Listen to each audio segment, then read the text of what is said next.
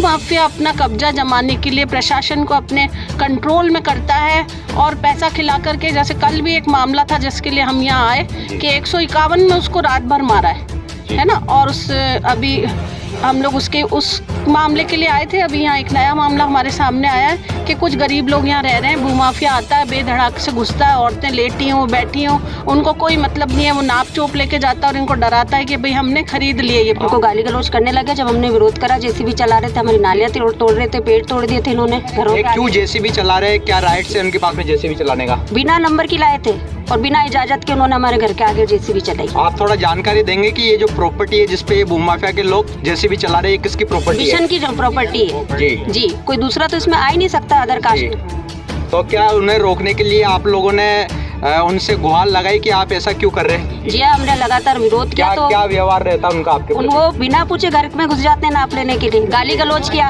एक बच्ची ने जब विरोध किया, नाली तोड़ रहे थे तो उस पर चढ़ाने के लिए बोल दिया कि चढ़ा दे जेसीबी को। जी मौजूद है ब्यावर के एंथोनी नगर के अंदर, जहाँ पर भूमाफियाओं का एक बहुत बड़ा दबदबा है। स्थानीय लोग हमारे साथ में मौजूद है। समाज सेविका मिस लिलियन ग्रेस हमारे साथ में मौजूद है। मैम, मामला बताएंगे, मामला क्या है? मामला ये है कि यहाँ पर ये 3-4 पीढ़ी से ये लोग यहाँ रह रहे हैं और ये मिशन की प्रॉपर्टी है। हमारी मिशन की प्रॉपर्टी कभी बिक नहीं सकती है। सुप्रीम कोर्ट के ऑर्डर हैं कि यहाँ हमारे मिशन की प्रॉपर्टी को कोई बेच नहीं सकता। ये बेनिफिशरीज हैं, ये लोग यहाँ रह रहे हैं और भू माफिया अपना कब्जा जमाने के लिए प्रशासन को अपने कंट्रोल में करता है और पैसा खिला करके, जैसे कल भी एक मामला था जिसके लिए हम यहाँ आए कि 151 में उसको रात भर मारा है ना। और अभी हम लोग उस मामले के लिए आए थे। अभी यहाँ एक नया मामला हमारे सामने आया है कि कुछ गरीब लोग यहाँ रह रहे हैं, भूमाफिया आता है, बेधड़ाक से घुसता है, औरतें लेटी हों बैठी हों, उनको कोई मतलब नहीं है, वो नाप चोप लेके जाता है और इनको डराता है कि भाई हमने खरीद लिए। ये आपका कहने का मतलब ये है कि भूमाफियाओं ने खुलेआम दबंगाई कर रखी है? बिल्कुल कर रखी है साहब, और इसमें कुछ हमारे पदाधिकारी मिले हुए हैं, इसीलिए वो इतनी दादागिरी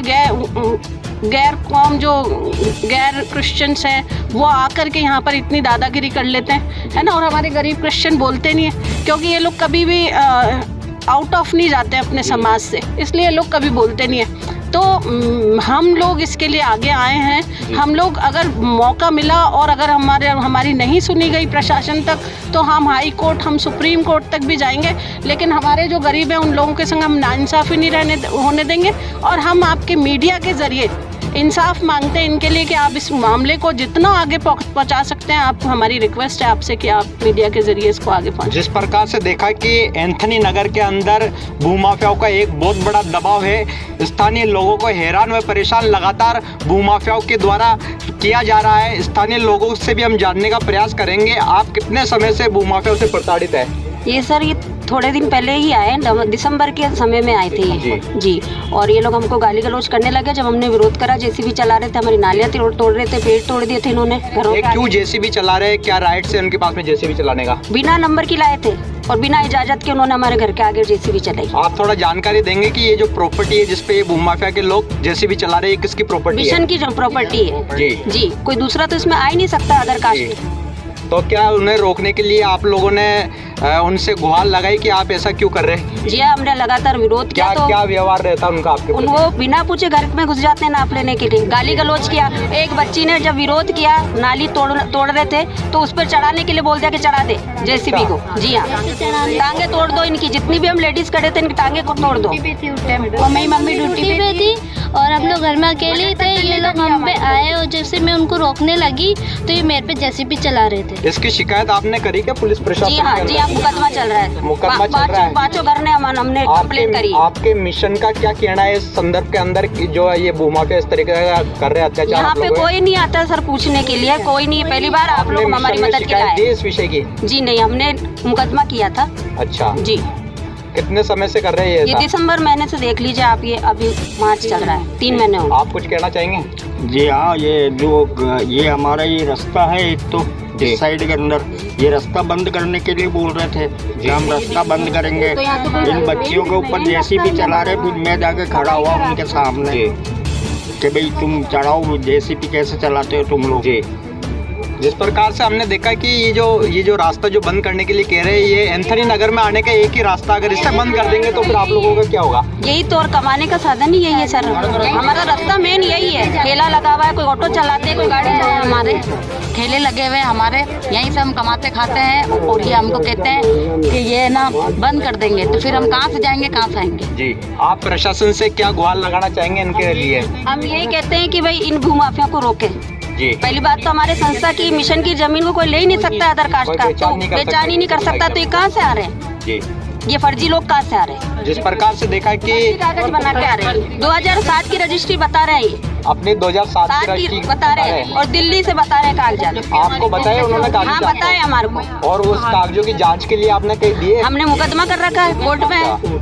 ठीक है, जी। आप क्या क्या कहना चाहते हैं प्रशासन से? हम प्रशासन से यही कहना चाहते हैं कि हमें परेशान नहीं किया जाए इन भूमाफिया द्वारा, और कार्रवाई की जाए इनके खिलाफ। जिस प्रकार से आपने देखा कि एक बहुत बड़ा मुद्दा ये एंथनी नगर का भी हमारे सामने आया है। मिस लिलियन ग्रेस से भी हमने पूछताछ करी अभी कि किस प्रकार से भूमाफियाओं के दबाव के अंदर आकर प्रशासन इन लोगों के ऊपर अत्याचार कर रहा है। तो मैडम, हम आपसे एक और जानकारी चाहेंगे कि इनका क्या होगा आने वाले समय के अंदर, अगर भूमाफिया अगर इस प्रकार से एक्शन लेते रहे तो? जैसे इस अगर प्रॉपर्टी का रेवेन्यू रिकॉर्ड निकला है ना, तो ये जो इन लोगों को रास्ता बंद करने की धमकी दे रहे हैं, वो तो ऑलरेडी रास्ता है जी। तो रास्ते को तो बेच भी नहीं सकते, तो ये लोग रास्ते पे आके जेसीबी चला रहे हैं, मतलब अंधाधुंध दादागिरी हो रही है ये जी, है ना। और क्योंकि गरीब इनको पता है हट जाएंगे, उसके बाद कोई उनको ये रास्ता मिल रहा है और ये प्रॉपर्टी मिल रही है मिशन की जमीन के पास ही ये रास्ता है, जो रेवेन्यू रिकॉर्ड में भी रास्ता बोल रहा है, जिसको ये इन लोगों को धमकी दे रहे हैं कि तुम्हारा रास्ता बंद कर देंगे जी। इन लोगों को न्याय दिलाने के लिए आपकी संस्था कहाँ तक आगे जाएगी? बिल्कुल आगे जाएगी साहब, हाई कोर्ट तक जाएगी, सुप्रीम कोर्ट तक जाएगी। हमें ज़रूरत पड़ेगी, हम न्यायालय से भी गुहार लगाएंगे, सब जगह जाएंगे। हम लोग आयोग से भी मदद लेंगे, अल्पसंख्यक आयोग से भी मदद लेंगे। हम लोग इसमें अपना मानव अधिकार में भी जाएंगे, जहाँ हमें जाना पड़ा हम जाएंगे, लेकिन हम इन लोगों के साथ नाइंसाफ़ी नहीं होने देंगे। जिस प्रकार से देखा कि एक नाइंसाफ़ी ये भूमाफिया यहाँ के स्थानीय निवासियों के साथ में कर रहे हैं। खैर, लिलियन ग्रेस जो मैम हमारे साथ में थी, इनकी जो सामाजिक संस्था है किस प्रकार से आगे इन्हें न्याय दिलाने का कार्य करती है, तो बने रहिए SSN न्यूज़ 24/7 के साथ। आगे की कड़ी के अंदर इस मामले का पूरा खुलासा हम हमारे चैनल के माध्यम से करेंगे, तो बने रहिए SSN न्यूज़ 24/7 के साथ। मैं विष्णु मौर्य, धन्यवाद।